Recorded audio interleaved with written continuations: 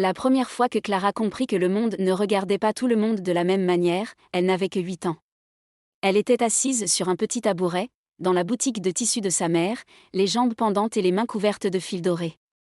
Devant elle, sa sœur aînée, Isabelle, tournait devant un miroir pendant qu'une cliente du village soupirait d'admiration. « Quel enfant raffiné !» dit la femme. « On dirait qu'elle est née pour porter des robes de palais. » Isabelle sourit comme si ces mots étaient une couronne invisible que l'on venait de poser sur sa tête. Clara sourit elle aussi, parce qu'elle voulait être heureuse pour sa sœur. Mais ensuite, la femme la regarda.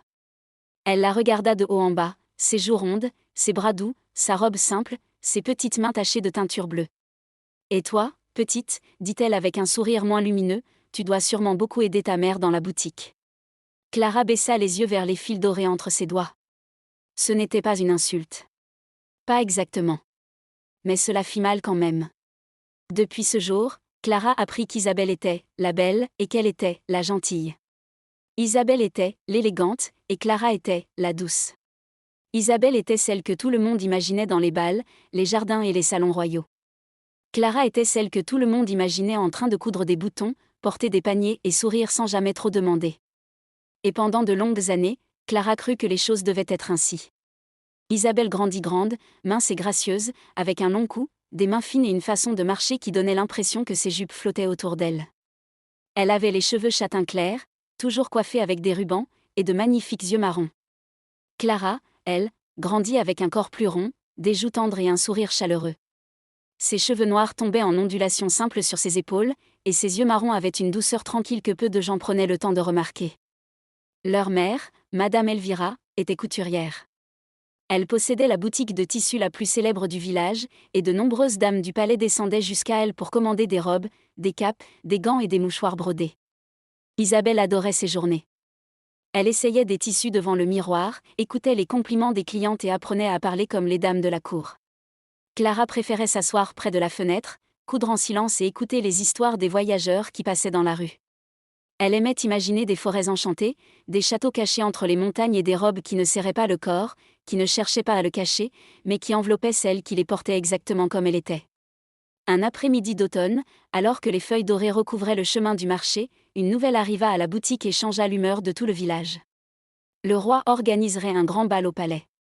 Son fils, le prince Adrian, venait de revenir d'un long voyage à travers d'autres royaumes, et cette célébration serait sa présentation officielle devant la cour.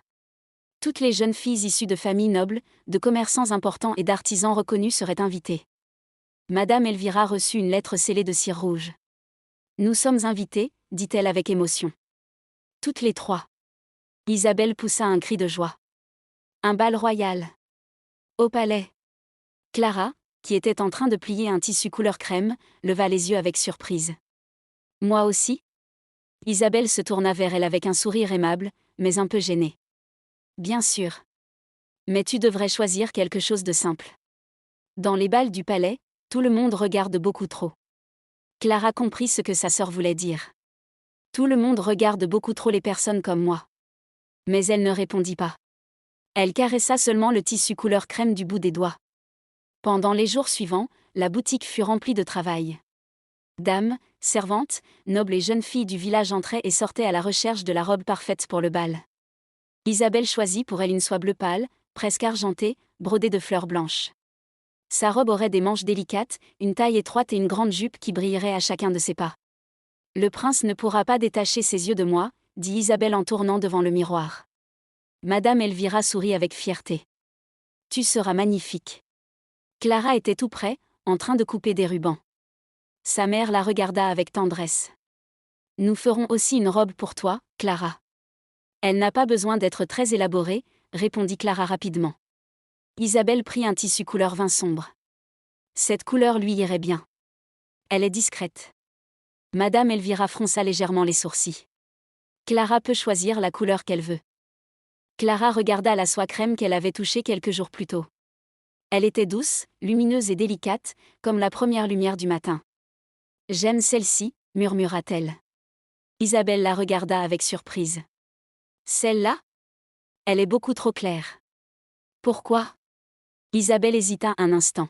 « Parce que, elle attire trop l'attention. » Clara baissa les yeux. « Alors le tissu couleur vin ira très bien. » Cette nuit-là, Clara ne parvint pas à dormir. Elle resta près de la fenêtre, à regarder la lune au-dessus des toits du village. Elle ne voulait pas être la plus belle. Elle ne voulait pas que tout le monde l'admire. Elle voulait seulement entrer une fois dans un salon sans sentir qu'elle devait s'excuser d'exister. Soudain, elle entendit un léger coup à la porte de la boutique. Clara descendit les escaliers avec une bougie à la main. Lorsqu'elle ouvrit, elle découvrit une vieille femme couverte d'une cape grise. Elle portait une longue boîte en bois noir, décorée de symboles dorés. « Bonsoir, mon enfant, » dit la vieille femme.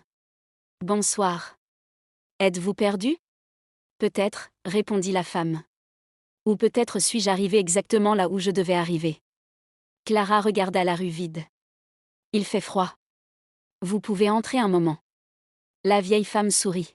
« Tu as un cœur généreux. » Clara la conduisit à l'intérieur et lui offrit une chaise. La femme posa la boîte sur la table de couture. « Je cherche quelqu'un capable de réparer un ancien tissu, » dit-elle. « Ma mère est la meilleure couturière du village, mais elle dort maintenant. Si vous voulez, vous pouvez revenir demain. Ce n'est pas ta mère que je cherche. » Clara cligna des yeux.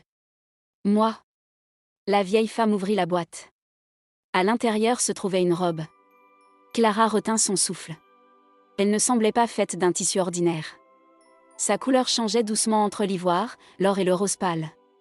Les broderies formaient de petites feuilles, de minuscules étoiles et des fleurs qui brillaient comme si elles gardaient leur propre lumière.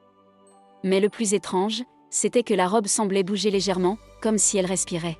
« C'est la robe d'Altara, » dit la vieille femme. Elle fut cousue il y a de nombreux siècles pour révéler la véritable noblesse de celle qui la touche. Clara recula un peu. « Je ne suis pas noble. Tout dépend de ce que tu appelles la noblesse. » La vieille femme sortit une petite aiguille dorée. Un filet rompu. « Peux-tu le réparer ?» Clara avala difficilement. Ses mains tremblaient, mais elle prit l'aiguille. Elle chercha le fil abîmé au bord d'une manche et commença à coudre avec soin. Pendant qu'elle travaillait, la robe émit une lumière douce. « Elle ne sert pas, » murmura Clara sans s'en rendre compte. « Pardon ? Les robes de bal servent souvent. Celle-ci semble gentille. » La vieille femme la regarda avec un sourire mystérieux. « C'est parce qu'elle n'a pas été créée pour transformer quelqu'un. Elle a été créée pour montrer la vérité. » Clara termina le point. Le fil rompu disparut sous ses doigts comme s'il n'avait jamais existé. « Voilà, » dit-elle. La vieille femme referma la boîte. « Merci, Clara. » La jeune fille se figea. « Comment connaissez-vous mon nom ?» Mais lorsqu'elle leva les yeux, la vieille femme avait disparu. Il ne restait que la boîte noire sur la table. Le lendemain matin, Clara raconta ce qui s'était passé à sa mère et à Isabelle. Madame Elvira l'écouta avec inquiétude, mais Isabelle ouvrit la boîte avant même que Clara ait terminé son récit. En voyant la robe, ses yeux s'illuminèrent. « Elle est parfaite. »« Je ne crois pas que nous devrions la toucher, » dit Clara. Isabelle glissa les doigts sur le tissu. La robe brilla un instant, puis la lumière s'éteignit. Isabelle retira sa main, confuse. « Elle est froide. » Madame Elvira referma la boîte. « Nous l'apporterons au palais. Si c'est une relique ancienne, elle appartient peut-être au roi. » Mais ce même après-midi, un messager royal arriva à la boutique.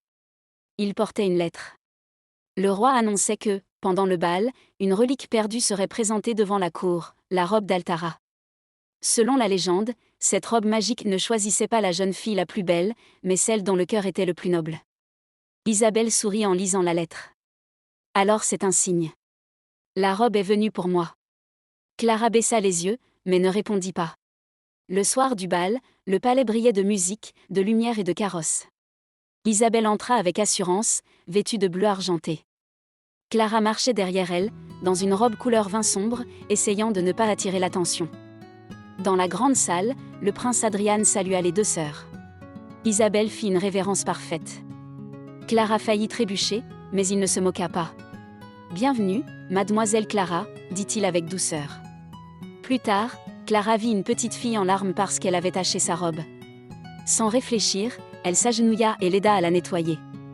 Certains nobles la regardèrent avec désapprobation, mais le prince Adrian observa la scène avec un sourire. Puis le roi demanda le silence. Les gardes ouvrirent la boîte noire et montrèrent la robe d'Altara. « Cette robe ne répond ni à la beauté ni au nom de famille », annonça le roi. Elle reconnaît seulement la véritable noblesse du cœur. Plusieurs jeunes filles touchèrent la robe, mais rien ne se passa. Isabelle s'approcha avec assurance. Lorsqu'elle posa la main sur le tissu, celui-ci brilla pendant un instant, puis la lumière s'éteignit. « Il doit y avoir une erreur », murmura-t-elle. « La robe ne se trompe pas », répondit le roi. Soudain, la robe s'éleva dans les airs et flotta vers Clara. « Non », murmura-t-elle. La lumière l'enveloppa. Sa robe sombre se transforma, et la robe d'Altara apparut sur elle. Elle ne la rendit pas plus mince. Elle ne cacha ni ses joues rondes ni son corps doux. Clara resta Clara. Mais maintenant, elle brillait d'une beauté chaude et paisible, comme une étoile au milieu de la nuit. Le prince Adrian s'approcha et s'inclina devant elle. « Mademoiselle Clara, m'accorderiez-vous cette danse ?» Pendant qu'il dansait, Clara murmura. « Tout le monde nous regarde. » « Peut-être que, pour la première fois, il regarde vraiment, » répondit-il. Isabelle n'applaudit pas. Cette nuit-là, lorsque tout le monde dormait, Isabelle prit la robe et l'enfila devant le miroir. « Toi, tu ne sais pas être admirée, » murmura-t-elle. Mais la robe s'assombrit. Les broderies se changèrent en épines et la jupe devint lourde. « Lâche-moi !» cria Isabelle. Clara et Madame Elvira accoururent. Isabelle, en larmes, avoua. « J'ai eu peur de ne plus être spéciale. » Clara s'approcha doucement. « Je n'ai jamais voulu te voler ta lumière. Je voulais seulement que l'on me voie aussi. » Isabelle baissa la tête. « J'ai été cruelle avec toi. Pardonne-moi. » Depuis ce jour, Isabelle commença à changer. Elle apprit à coudre des robes qui ne cachaient pas les corps, mais qui célébraient celles qui les portaient. Clara retourna souvent au palais, et le prince Adrian la recherchait non pas pour la robe, mais pour la lumière qu'elle avait toujours portée en elle. Quant à la robe d'Altara, elle fut gardée comme le souvenir d'une grande vérité. La beauté peut attirer le regard pendant un instant, mais un cœur noble peut illuminer tout un royaume. Si cette histoire t'a plu, n'oublie pas de t'abonner et de laisser un petit pouce bleu. À très bientôt pour une nouvelle histoire magique.